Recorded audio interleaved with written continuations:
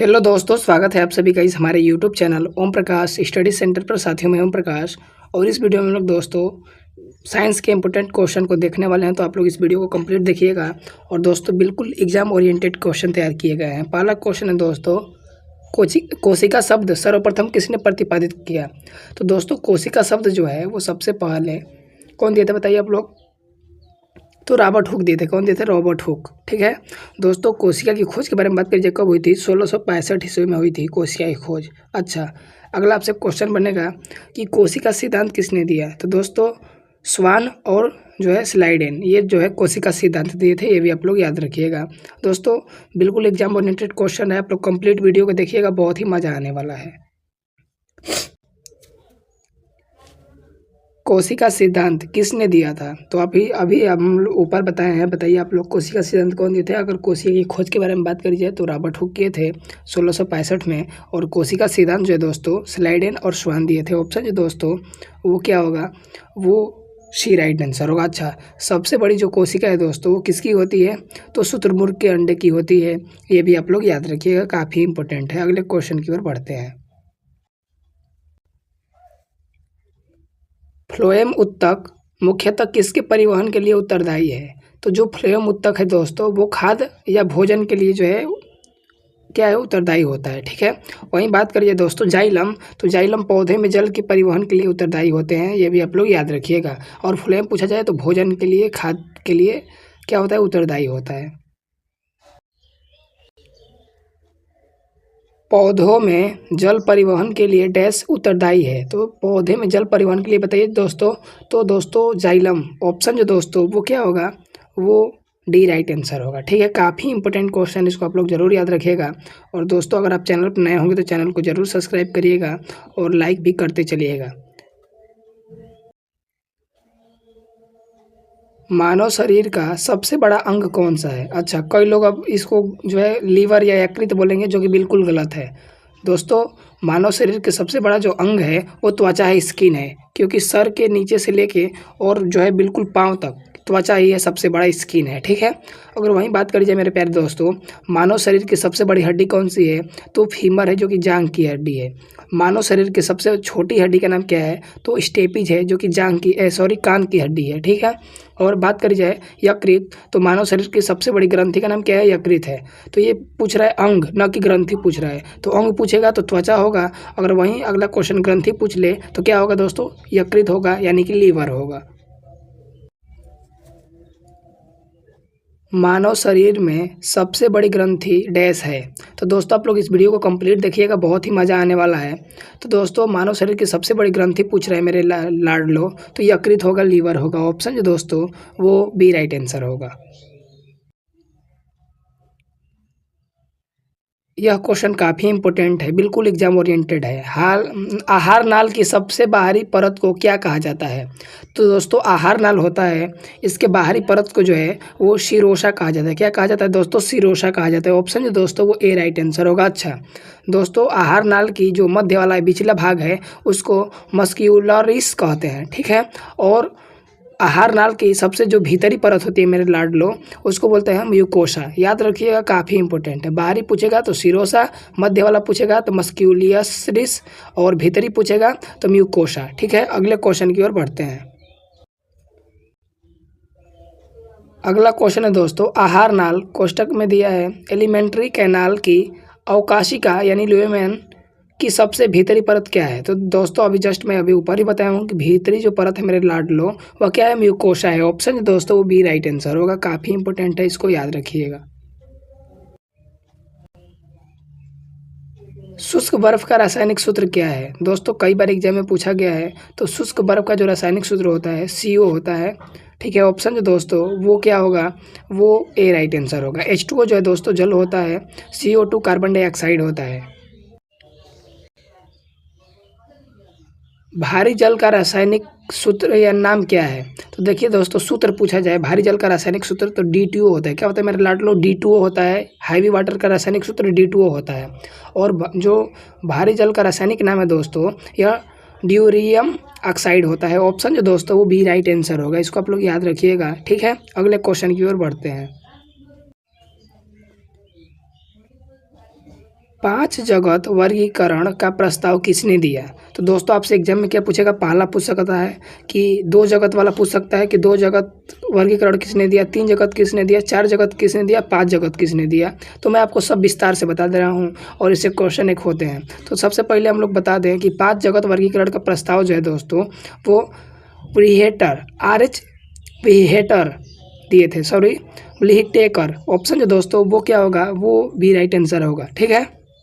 अच्छा, जो 2 जगत वर्गीकरण है वो कैरोलस लिनियस दिए थे। ठीक है। जो 3 जगत वर्गीकरण है दोस्तों अर्नेस्ट हैकल द्वारा दिया गया था। जो 4 जगत प्रणाली के जनक हैं वो कोपलैंड हैं। और जो 5 जगत है दोस्तों व्हीटेकर है। ठीक है, व्हीटेकर RH व्हीटेकर, याद रखिएगा, काफ़ी इंपॉर्टेंट है। अगले प्रश्न की ओर बढ़ते हैं। हेलोकाइलाइन डैश में एक महत्वपूर्ण परिवर्तन से संबंध है। तो दोस्तों हेलोकाइलाइन जो है दोस्तों इसका जो संबंध है लवणता से संबंध है। ऑप्शन जो दोस्तों वो बी राइट आंसर होगा। यह क्वेश्चन बिल्कुल एग्जाम ओरिएंटेड है। निम्नलिखित अधातुओं में से कौन सा द्रव रूप में पाया जाता है? तो दोस्तों द्रव रूप में जो है इसमें से ब्रोमीन पाया जाता है। ऑप्शन जो दोस्तों वो सी राइट आंसर होगा। दोस्तों ब्रोमीन एक अधातु है जो द्रव अवस्था में पाई जाती है और काफ़ी इंपॉर्टेंट क्वेश्चन, इसे आप लोग जरूर याद रखिएगा। अगर वहीं पूछा जाए कि वह एकमात्र धातु कौन सी है जिसका प्राकृतिक रूप द्रव है, तो वह जो है दोस्तों वो पारा है, मरकरी है, ये भी आप लोग याद रखिएगा। वह एकमात्र धातु कौन सी है जिसका प्राकृतिक रूप द्रव है? तो द्रव में जो है दोस्तों पारा मरकरी पाया जाता है। ऑप्शन जो दोस्तों वो ए राइट आंसर होगा। और पारा का संकेत जो है Hg होता है, Hg। ठीक है, ये भी आप लोग याद रखिएगा। निम्नलिखित ऑक्साइडों में से कौन सा एक पानी में घुलनशील है? तो दोस्तों पानी में घुलनशील पूछ रहा है तो सोडियम ऑक्साइड होता है, यानी Na2O। ऑप्शन जो दोस्तों वो डी राइट आंसर होगा। अच्छा दोस्तों सोडियम डाइऑक्साइड एक धातु ऑक्साइड है जो पानी में घुलकर क्षारीय विलयन यानी क्षार प्रदान करता है। ठीक है, याद रखिएगा। अच्छा पानी में जल जो है घुलनशील विटामिन कौन से होते हैं? बी और सी जो विटामिन है दोस्तों वो पानी में घुलनशील होते हैं। बाकी ए डी ई और के ये वसा यानी फैट में घुलनशील होते हैं, ये भी आप लोग याद रखिएगा। और जो विटामिन है इसकी खोज फंक महोदय किए थे, ये भी इम्पोर्टेंट क्वेश्चन है। तो दोस्तों लाइक करते चलिएगा। मरुस्थलीय पादपों में बाहरी त्वचा पर डैश नामक मोटा मोमी आवरण उपस्थित होता है। तो वह क्या होता है दोस्तों? तो यह जो है दोस्तों क्यूटीन होता है। क्या होता है मेरे लाडलो? क्यूटीन होता है। ठीक है, ऑप्शन जो दोस्तों वो ए राइट आंसर होगा। अच्छा रेनकाइमा जो होता है दोस्तों यह जलीय पौधों को तैरने में सहायता प्रदान करता है, ये भी आप लोग याद रखिएगा। नारियल का बाहरी हिस्सा किस उत्तक से बना है? दोस्तों यह क्वेश्चन बिहार पुलिस एग्जाम में पूछा गया था 21,391 में। तो दोस्तों यह जो है स्क्लेरल काइमा का बना होता है। ऑप्शन जो दोस्तों वो डी राइट आंसर होगा। जरूर इसको याद रखिए। देखिए नारियल हो गया मेरे लाडलो, तो ये नारियल हो गया। इसके बाहर जो एक परत होता है दोस्तों ये वाला जिसको हम लोग हार्ड बहुत होता है, ये जो है दोस्तों स्क्लेरल काइमा का बना होता है। ठीक है, याद रखिएगा। निम्नलिखित में से कौन सा रोग प्रोटोजोआ के कारण होता है? तो दोस्तों यह जो है वो मलेरिया होता है। ऑप्शन जो दोस्तों वो बी राइट आंसर होगा। अच्छा मलेरिया। दोस्तों विश्व मलेरिया दिवस कब मनाया जाता है? तो 25 अप्रैल को मनाया जाता है, ये भी आप लोग याद रखिएगा। अगला क्वेश्चन है दोस्तों मलेरिया रोग किसके कारण होता है? तो दोस्तों मलेरिया जो है वो किस मच्छर के काटने से फैलता है? तो मादा एनोफिलीज मच्छर के काटने से फैलता है। ठीक है, लेकिन पूछ रहा है कि मलेरिया रोग किसके कारण होता है? तो जो है दोस्तों तो प्रोटोजोआ के कारण होता है। ऑप्शन जो दोस्तों वो सी राइट आंसर होगा। ठीक है, इसको आप लोग याद रखिएगा। मलेरिया किस मच्छर के काटने से फैलता है? दोस्तों मलेरिया जो है वो मादा एनोफिलीज मच्छर के काटने से फैलता है। ठीक है, और यह जो है दोस्तों विश्व मलेरिया दिवस जस्ट अभी ऊपर ही बताया हूँ कि 25 अप्रैल को मनाया जाता है।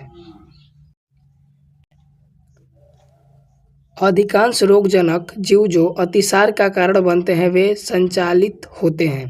तो यह जो है दोस्तों वो मल मौखिक मार्ग से। ऑप्शन जो दोस्तों वो ए राइट आंसर है। गंदे पानी से जो है दोस्तों ये रोग होते हैं।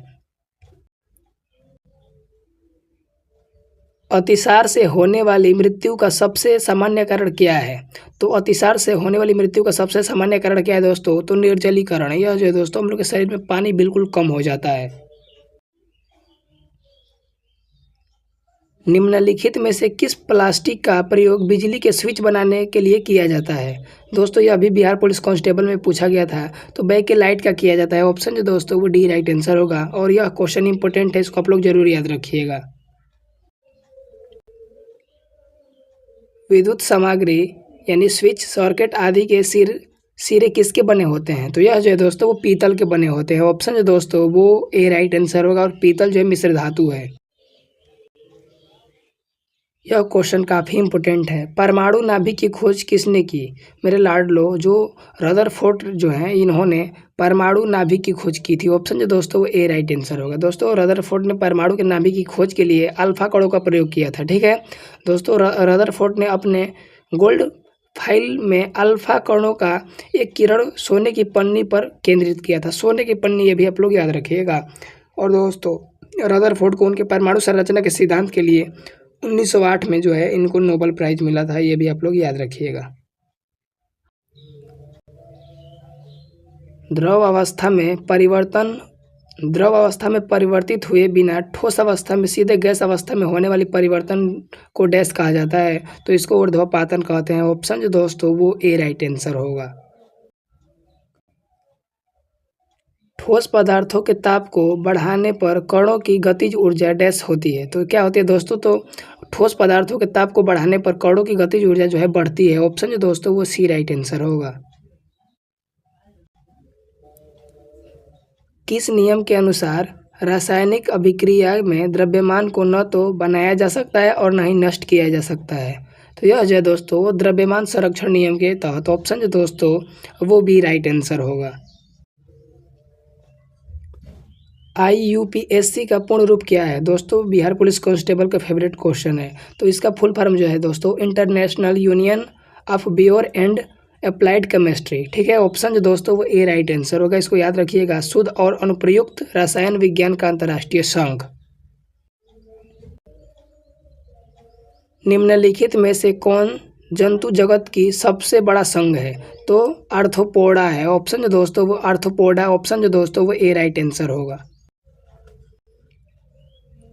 किस नियम को जड़त्व का नियम भी कहा जाता है? तो दोस्तों, न्यूटन का जो पहला गति नियम है इसको हम लोग जड़त्व का नियम बोलते हैं। आप लोग याद रखिएगा कि न्यूटन के कुल 3 गति नियम है। ठीक है, पहला जो है मेरे लाडलो वो जड़त्व का नियम है, दूसरा जो है वो संवेग का नियम है, और जो तीसरा है वो क्रिया प्रतिक्रिया एक्शन रिएक्शन है। अच्छा, न्यूटन का तीसरा गति नियम काफ़ी इंपॉर्टेंट है। इसके मैं कुछ उदाहरण दे रहा हूँ। दोस्तों, नाव से कूदना न्यूटन के किस गति नियम के कारण संभव है? तो तीसरा।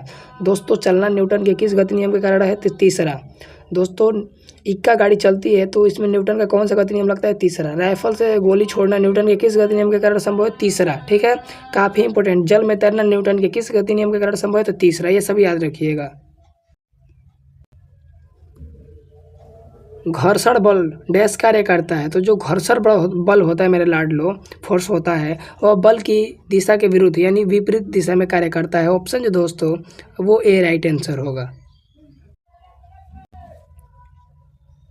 निम्नलिखित में से किसे यसद उन कहा जाता है? तो यसद उन जो है दोस्तों वो जिंक ऑक्साइड को कहा जाता है। ऑप्शन जो दोस्तों वो सी राइट आंसर होगा। दोस्तों, जस्ते का फूल जिंक ऑक्साइड को कहते हैं, और यह सफ़ेद रंग का पाउडर होता है जो जस्ता धातु को जलाकर प्राप्त किया जाता है। ठीक है, इसे यसद पुष्प या फिलोसफर का ऊन भी कहा जाता है। किस परिघटना के कारण स्वच्छ आकाश नीला रंग का दिखाई देता है? तो दोस्तों, स्वच्छ आकाश जो नीला वो प्रकाश का प्रकीर्णन के वजह से दिखाई देता है। ऑप्शन जो दोस्तों वो डी राइट आंसर होगा। सूर्योदय और सूर्यास्त के समय भी सूर्य लाल जो है वो प्रकाश के प्रकीर्णन के कारण ही दिखाई देते हैं। सूर्योदय और सूर्यास्त के समय सूर्य लाल दिखाई देता है, यह प्रकाश के किस घटना के कारण संभव है? तो यह जो है दोस्तों प्रकाश के प्रकीर्णन के कारण संभव है। ऑप्शन जो दोस्तों वो सी राइट आंसर होगा। विभवांतर को मापने के लिए किस यंत्र का प्रयोग किया जाता है? तो दोस्तों, विभवांतर को मापने के लिए वोल्ट मीटर का प्रयोग किया जाता है। ऑप्शन जो दोस्तों वो डी राइट आंसर होगा। फ्यूज हमेशा डैश जुड़े होते हैं? तो जो है दोस्तों वो श्रेणी क्रम में जुड़े होते हैं। जिस परिपथ को संरक्षित करना है उसके साथ श्रेणी क्रम में जुड़ जाते हैं। ठीक है, ये भी आप लोग याद रखिएगा, श्रेणी क्रम। ठीक है, काफ़ी इंपॉर्टेंट है।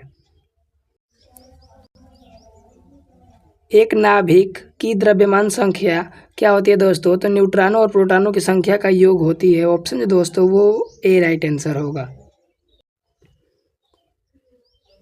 पुरकिंजे ने कोशिका के द्रव पदार्थों के लिए जीव द्रव्य शब्द किस वर्ष गढ़ा? तो यह जो दोस्तों 1839 में गढ़े थे। ऑप्शन जो दोस्तों वो ए राइट आंसर होगा। पादप कोशिका भित्ति किससे बनी होती है? तो यह जो है दोस्तों वो सेल्यूलोज की बनी होती है और काफ़ी इंपॉर्टेंट क्वेश्चन है दोस्तों, इसको आप लोग जरूर याद रखिएगा। अगला क्वेश्चन आपसे बन सकता है कि जो कवक होते हैं उनकी कोशिका भित्ति किसकी बनी होती है? तो काइटिन की बनी होती है, ये भी आप लोग याद रखिएगा। कवक की कोशिका भित्ति मुख्य रूप से बनी होती है, तो यह जो है दोस्तों कवक की यह काइटिन की बनी होती है। ऑप्शन जो दोस्तों वो बी राइट आंसर होगा, याद रखिएगा, इंपॉर्टेंट क्वेश्चन है। जीवाणु यानी कि बैक्टीरिया की खोज कोशिका भित्ति किसकी बनी होती है? तो यह जो है दोस्तों वो पेप्टिगोग्लाइकन की बनी होती है। ऑप्शन जो दोस्तों वो सी राइट आंसर होगा और बहुत इंपॉर्टेंट क्वेश्चन है। ऐसे जीव जिनकी कोशिकाओं में केंद्रक झिल्ली नहीं होती उन्हें क्या कहा जाता है? तो उन्हें जो है वो प्रोकैरियोटिक बोलते हैं, प्रोकैरियोट बोलते हैं। ठीक है, ऑप्शन जो दोस्तों वो सी राइट आंसर होगा। एक दूरी समय ग्राफ की ढलान को दर्शाती है, तो यह जो है दोस्तों वो गति को दर्शाती है, चाल को दर्शाती है। और आज का लास्ट प्रश्न, न्यूटन के गति का दूसरा नियम क्या बतलाता है? तो आप लोग पढ़े होंगे जो है दोस्तों, बल द्रव्यमान और त्वरण के गुणनफल के बराबर होता है, यानी F बराबर F कहाँ दिक्कत कर रहे हैं भाई, F बराबर M गुणे A। ठीक है, तो ये जो है न्यूटन का दूसरा है। ऑप्शन जो दोस्तों वो ए राइट आंसर होगा, इसको याद रखिएगा। तो ये थे आज के दोस्तों वीडियो कैसा लगा जरूर कमेंट बॉक्स में बताइएगा और इस वीडियो को शेयर जरूर करिएगा। थैंक्स फॉर वॉचिंग, जय हिंद।